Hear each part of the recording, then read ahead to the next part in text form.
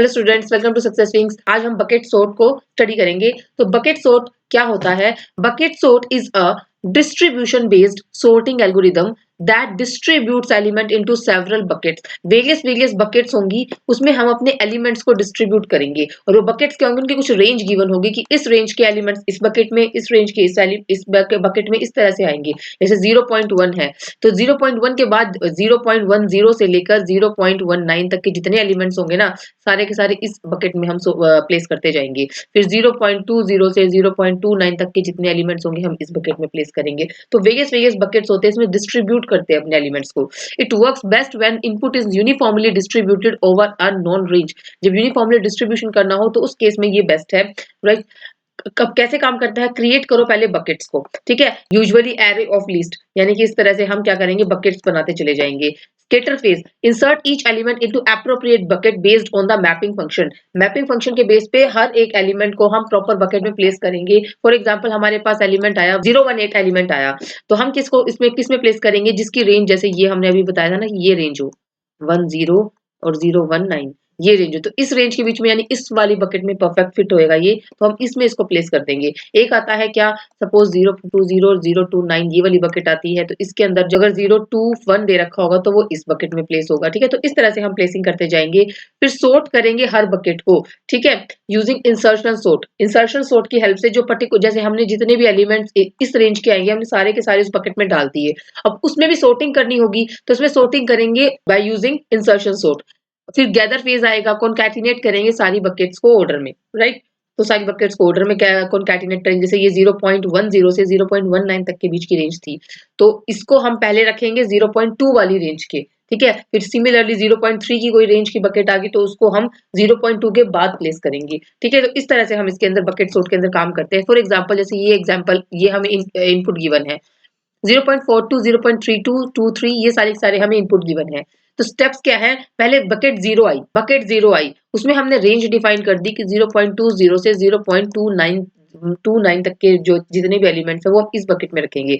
तो और इसके अंदर रेंज डिसाइड कर ली हमने 0.30 से लेकर 0.39 वाले, इसमें 0.4 वाले, इसमें 0.5 वाले, ठीक है। इस तरह से है। तो अब इसमें 0.4 आ गया तो ये किस में जाएगा, ये जाएगा थर्ड बकेट के अंदर, सॉरी सेकंड बकेट के अंदर। तो हमने 0.42 यहाँ प्लेस कर दिया।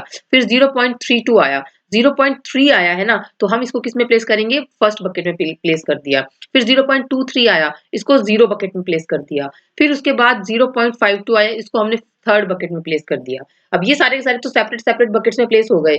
अब 0.25 आया, ठीक है, 25 आया, तो हम क्या करेंगे, जो ये जीरो बकेट थी ना, इसको इस तरह से देखो, ये जीरो बकेट थी तो ये पहले तो प्लेस होगा 0.23, उसके बाद 0 पॉइंट जो लेटर आ रहा है ना, बाद में आ रहा है, उसको हम बाद में रखेंगे यहाँ पे इस तरह से, ठीक है। अब 0.47 है तो ये भी हम ऐसे ही करेंगे। 0.47 इधर है तो पहले 0.42 प्लेस था, अब ये आ गया तो इसके बाद हमने इसको प्लेस कर दिया, राइट।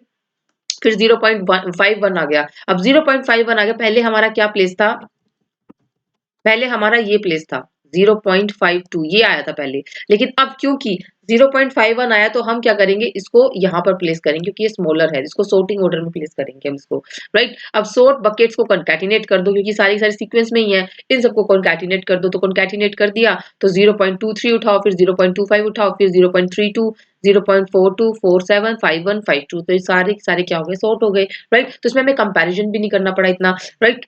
नाउ अब जैसे यहाँ पे इस तरह से, जैसे एग्जांपल देखो, ये दे रखे हैं ना हमें 0.08, तो 0.08 ये आया है। तो सपोज जैसे कि जीरो वाली रेंज के आए यहाँ पे, ठीक है, जैसे जीरो के पॉइंट के बाद जीरो वाली रेंज के जितने भी नंबर होंगे ना, जीरो के बाद 1 2 3 4 5 6 7 8 9, वो सारे के सारे इधर आए। 0.1 के बाद जैसे 1 आया, 1 से लेके 19 तक के सारे इसमें आए, तो इस तरह से सारी की सारी हमें बकेट्स गिवन है, ठीक है। अब क्योंकि 0.08 सपोज पहले आ गया, उसके बाद 0.01 आ गया, फिर उसके बाद 0.07 आ गया, तो इसको इस तरह से प्लेस करते चले जाएंगे। फिर प्लेस करने के बाद हम उनको जो ये एक बकेट है ना, इस सब की फिर सॉर्टिंग की जाएगी। सिमिलरली ये इसके अंदर कोई और एलिमेंट है ही नहीं, 0.19 है, इसके अंदर कोई एलिमेंट नहीं है, इसके अंदर हमारे फिर से बहुत सारे एलिमेंट आ गए। तो पहले सारे एलिमेंट्स को प्लेस करते जाओ लास्ट, फिर उसके बाद हम इंसर्शन सॉर्ट अप्लाई करके उनको सॉर्ट करेंगे, हर एक बकेट के एलिमेंट्स को सॉर्ट करेंगे, ठीक है। सिमिलरली ये इस तरह से काम करता चला जाएगा, राइट। अब इसकी टाइम कॉम्प्लेक्सिटी क्या रहती है, इसकी रहती है O n, बेस्ट और एवरेज केस में। वर्स्ट केस में आती है ओ एन स्क्वेयर। क्यों? If data is not properly distributed, अगर डाटा डिस्ट्रीब्यूट ना किया गया हो तो वो वर्स्ट केस बन गया ना, तो उसमें ओ एन स्क्वेयर रहेगी। स्पेस कॉम्प्लेक्सिटी क्या रहेगी? ओ एन प्लस के रहेगी, where K is equal to number of buckets. K क्या है यहाँ पर? नंबर ऑफ बकेट्स है, राइट। अब ये कहाँ यूज होता है बकेट सॉर्ट? जब इनपुट यूनिफॉर्मली डिस्ट्रीब्यूट करना हो तो हम बकेट सॉर्ट यूज करते हैं। व्हेन सॉर्टिंग किसकी करनी हो? फ्लोटिंग पॉइंट नंबर्स की करनी हो तो हम बकेट सॉर्ट यूज करते हैं। Range is known in advance, जब हमें रेंज पहले से पता हो कि जो हमारे पास डेटा आ रहा है उसकी रेंज ये यहाँ से यहाँ तक हो सकती है, तो अगर हमें रेंज पता होगी तो हम इसको प्रॉपर्ली यूज कर पाएंगे। जब when near linear time is desired तो हम यूज करते हैं बकेट सॉर्ट का। तो ये था बकेट सॉर्ट। अगर आपको आज की वीडियो अच्छी लगी तो प्लीज को लाइक कीजिएगा, चैनल को सब्सक्राइब कीजिएगा, अपने व्यूज कमेंट में शेयर कीजिएगा। Thank you.